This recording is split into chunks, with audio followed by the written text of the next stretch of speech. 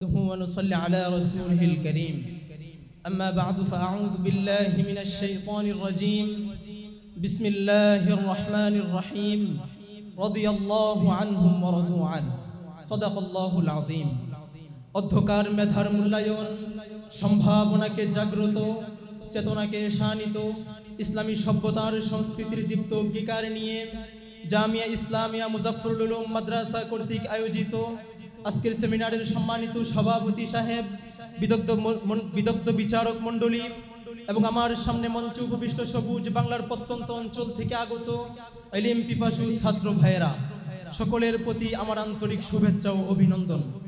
সম্মানিত উপস্থিতি, আজকের এই সেমিনারে আমি যে বিষয়টি নিয়েছি বক্তব্যের জন্য সেটি হচ্ছে দিন প্রতিষ্ঠার সংগ্রামে সম্মানিত সাহাবায়ে আজমাইন রাদিয়াল্লাহু তাআলা আনহুম। সম্মানিত উপস্থিতি, সাহাবীদের সংক্ষিপ্ত পরিচয় হচ্ছে তাহারাই সাহাবী যাহারা ঈমানের অবস্থায় রাসূল সাল্লাল্লাহু আলাইহি ওয়াসাল্লামের সাক্ষাৎ পেয়েছেন এবং ঈমানের অবস্থায় দুনিয়া ত্যাগ করেছেন, তাদেরকে সাহাবী বলা হয়। রাসূলুল্লাহ সাল্লাল্লাহু আলাইহি ওয়াসাল্লাম সাহাবীদেরকে তার সাথী হিসাবে নির্বাচন করেছেন। একটা কথা আছে, যদি তুমি লোককে চিনতে চাও তাহলে দেখো তার বন্ধুকে। সাহাবীদের বন্ধু হচ্ছে আশরাফে আম্বিয়া, সাইয়্যিদে আম্বিয়া, হাবিবে খোদা মুহাম্মদুর রাসূলুল্লাহ, যার বন্ধু পৃথিবীর সর্বশ্রেষ্ঠ মহামানব। তাহলে বোঝা যায় সাহাবায়ে কেরাম হচ্ছে সর্বশ্রেষ্ঠ মহামানবের পরে তারা হচ্ছে দ্বিতীয় সর্বোত্তম মহামানব। জোরে বলেন ঠিক কিনা?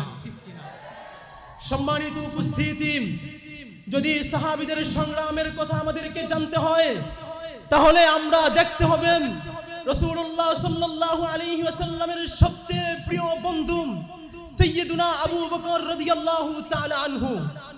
তিনি ছিলেন একজন নরম দরদি একজন ব্যক্তি।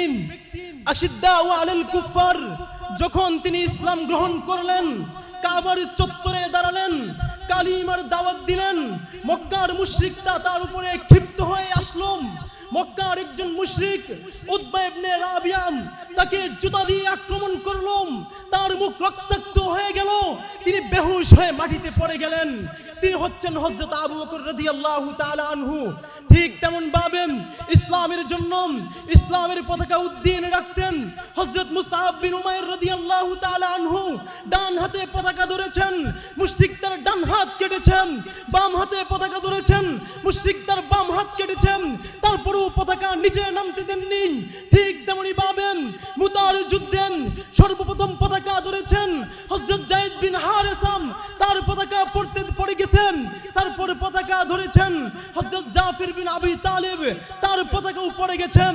তারপর পতাকা ধরেছেন উবাইদ ইবনে রাবিয়া, আব্দুল্লাহ ইবনে রওয়াহাম, তার পতাকা উপরে গেছেন, তারা পতাকা উঠিয়েছেন।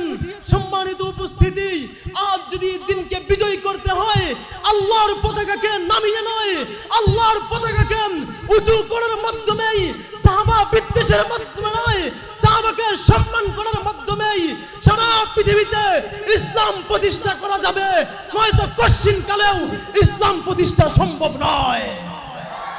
ওয়া আখিরু দাওয়ানা আনিল হামদুলিল্লাহি রাব্বিল আলামিন। আসসালামু আলাইকুম ওয়া রাহমাতুল্লাহ।